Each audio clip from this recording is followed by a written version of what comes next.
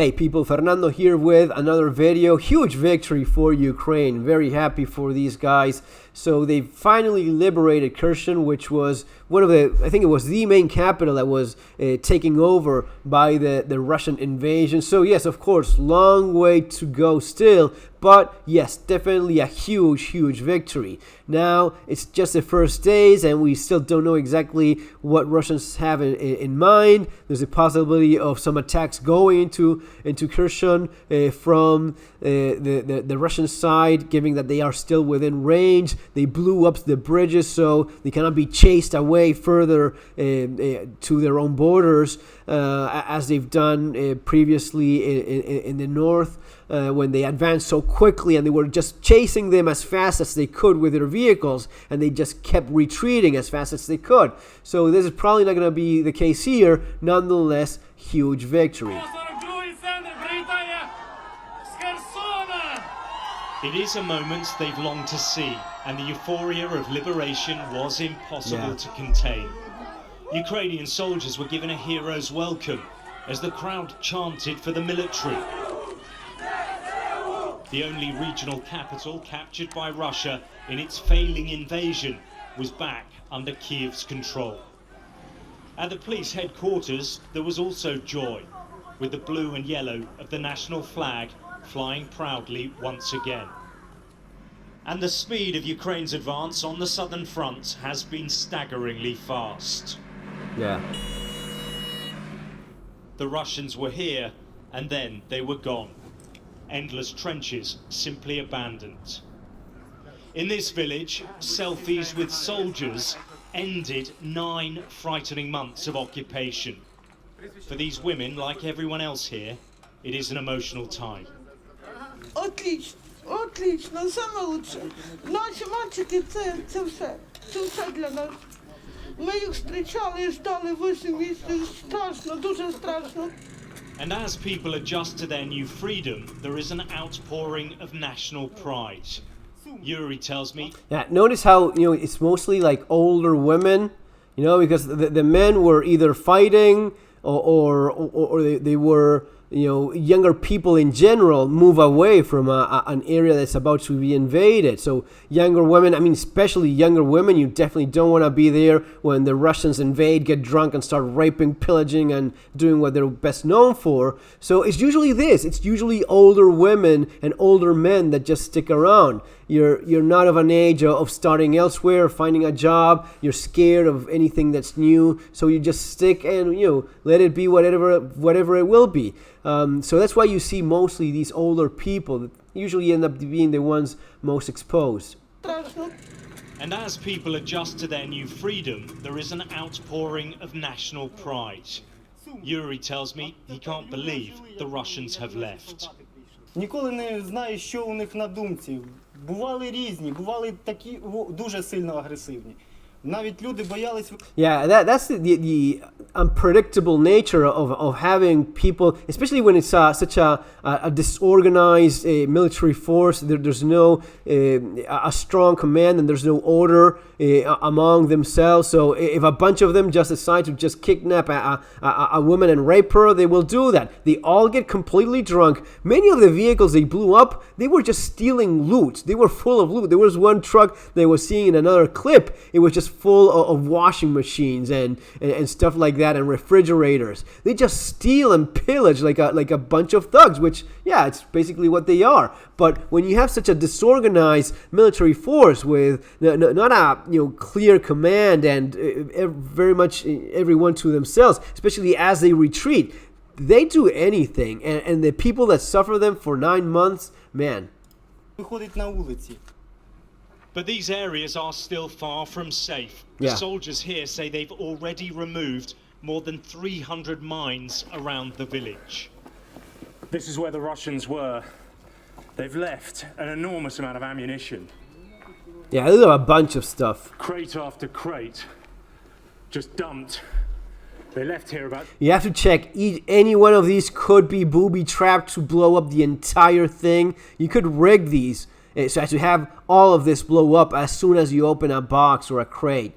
So you have to be super careful. They just simply vanished from this place.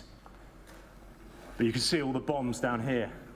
And these, the artillery ammunition, it could be made specifically to blow up your artillery. You just put one of these. So yeah, all of this has to be checked.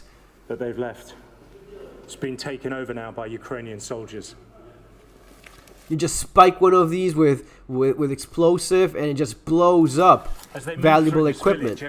Nice suppressor there in the AK. One of the things you notice from Ukrainians in general, all of that money pouring in, that's what keeps them going. They have the money for the equipment, for ammunition, for vehicles. That is crucial in a time like this. So you can have all the will in the world. And even poor nations do end up defeating invaders eventually, because they just never give up. But when you have this support from the West, like Ukraine has now, then just gives you a huge advantage in terms of the logistics. And you win war by logistics usually. More things that have just been discarded by the Russians.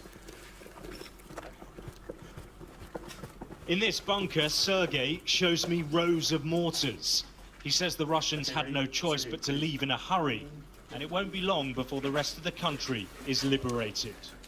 Для нас це означає, що перемога ось-ось буде десь уже рядом. Десь ми вже перемагаємо, ми вже і відчували, і відчуваємо цей смак перемоги. Нас вже не зупинити. That's the thing. That's the feeling that based on all accounts, pretty much all accounts of people that have gone there, they don't want to stop. They want to keep on getting back their country every single inch.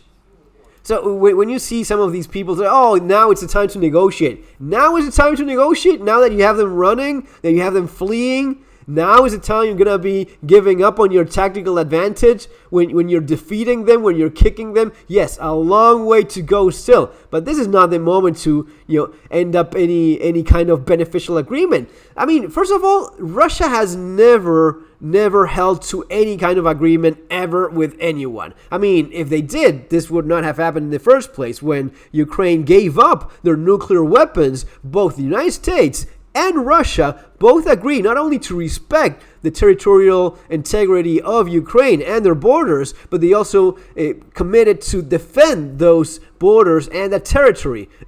And here we are completely pretending that never happened. So you cannot trust Russia in anything they say. They will just betray you and go back to what they always do, which is try to take your country from you by force. The Russian retreat here is another humiliation for Moscow. Abandoned positions and uniforms, now symbols of a botched invasion. And they are already ripping down all signs of Russia's presence. All of this is propaganda, just like you have it online with, creating doubt, uncertainty. But Ukrainians are really bad because I once saw something that I didn't like, or whatever bullshit it is, as if that in any way justifies the invasion of a neighboring country, which it doesn't. But propaganda also works at a local level. Look what they do. They've done this every single time they've invaded and took over a town or a city. They put their flags, they put their own politicians, their own government, and these things, these signs, they work. A little girl with a Russian flag, now you're free, or now you're back to what you were supposed to be in the first place. Russia forever, and whatever bullshit that is. You do this, and then you have the school system. You, of course, assimilate that as well, and you start indoctrinating kids into thinking, well, you have been liberated because you were under the globalists from the West, that they were just lying to you. You were always Russian to begin with. And as stupid and as crazy as all of that sounds, within a generation you will have, and this can happen like in 5-10 years. A 15-year-old, 14-year-old, when you're 15 years old in school and you have that being drilled into your head, and when you walk back home, you see all of these signs, all of these flags. By the time you're 20, you will believe all the propaganda that what you were being taught. So, yeah, you have to move quickly. You cannot wait. For Ukraine is a big moment, but this war is far from over. Yeah, absolutely. Alex Rossi, Sky News. Yeah, still a long way to go, but man, super happy for the Ukrainians that have, they have the guts, man. As long as they have the equipment and support from the West, this will go, their way eventually, sooner or later. But yeah, glad for that. Anyway, if you want to learn more about survival preparedness, the practical way I do it here on the channel, street survival skills, which I've talked so many times about, a lot of practical skills that you want to assimilate, learn as of right now for the economic aspect, surviving the economic collapse based on my experience going through an actual economic collapse in Argentina, sharing that with you, which is very important given the way the economy is, especially these days. See you on our next video. Take care.